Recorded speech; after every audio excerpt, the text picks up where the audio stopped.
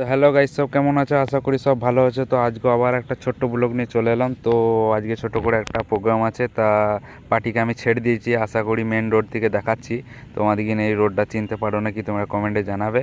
তো আমি এক জায়গায় যাচ্ছি, এইখান থেকে আর 10 কিলোমিটার বাকি আছে। আমি অলরেডি দুর্গাপুর থেকে চলে এসেছি 30-35 কিলোমিটার। আমি ওইখান থেকে কন্টিনিউ ভিডিও করতে পারি নাই, তার জন্য সরি গাইস।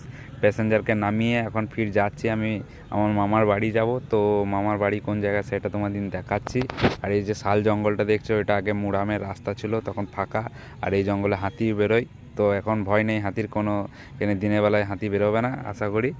আর মানে রোডটা খুবই ভালো করে দিয়েছে, পিচের রোড প্লাস ঢালাইও করে দিয়েছে, সেটাও তোমাদের দেখাচ্ছি। আজ থেকে মোটামুটি 5-6 বছর আগে এসেছিলাম এই রোডে, আজকে ফার্স্ট টাইম আবার যাচ্ছি এই রোডে। তা তোমরাও সাথে থাকো, তোমাদেরগুলো দেখাচ্ছি এই ব্লকের মধ্যে। আর খুব শিগগিরই অ্যাম্বুলেন্সেও ভিডিও আসবে, জানি না কবে আসবে, কিন্তু আসার চেষ্টা করছি, আমি আনার চেষ্টা করছি। কিন্তু অ্যাম্বুলেন্সে এখন যাচ্ছি না, এখন কন্টিনিউ প্রাইভেট গাড়িতে রয়েছি আমি। আমার নিজের গাড়িটাই আমি এখন ভাড়াতে চালাচ্ছি। তো গাইস, এখন এই গাড়িরই প্রোগ্রাম দেখাচ্ছি তোমাদেরকে। না যখন অ্যাম্বুলেন্স চালাবো তখন অ্যাম্বুলেন্সের তোমাদের পেশেন্টের কীভাবে কী পরিস্থিতি সেটা তোমাদেরকে চেষ্টা করব দেখানা। তো গাইস, এখন এই ভিডিওর মধ্যে এনজয় করো। আর মেন এই শাল জঙ্গলটা হেভি লাগছে। আর মানে টাইম এখন হয়েছে 1টা 1:30 বাজছে, মানে সেরকম টাইমও হয় নাই।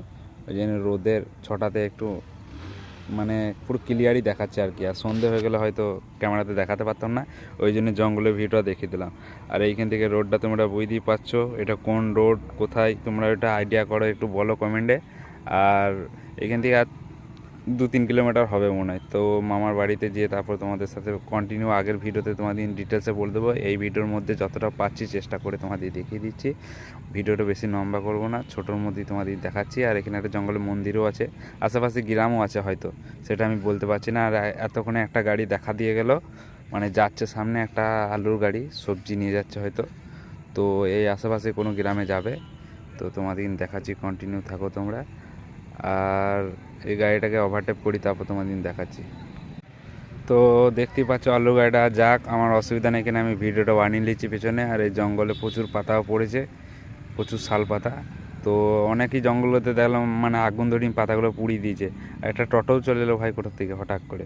তো টোটো গ্রাম দিকে যাচ্ছে, আশেপাশে কোনো গ্রাম হবে। তা দেখতেই পাচ্ছ ঢালাই রোড, মানে পুরো টান রোড। আর রোডে কোনো গাড়ি ঘোড়া কিছুই নেই সেরকম, একটাই খালি মানে ছোটো হাতি যাচ্ছে, তাও আলু লোড করে এই দিক থেকে নিয়ে যাচ্ছে। তা এই রোডটা কোথায় সেটা তোমরা কমেন্টে জানাবে।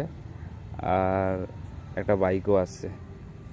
তো ফাইনালি জঙ্গলের শেষের দিকে চলে এলাম। 4-5 কিলোমিটার জঙ্গলের টানা ছিল, মানে এই রাত্রের দিকে না আসাই দরকার এই রোডে, কিন্তু সেরকম কিছু হয় না। এই সাইডে গ্রাম আছে, জঙ্গলের ভিতরেও আদিবাসী গ্রাম আছে।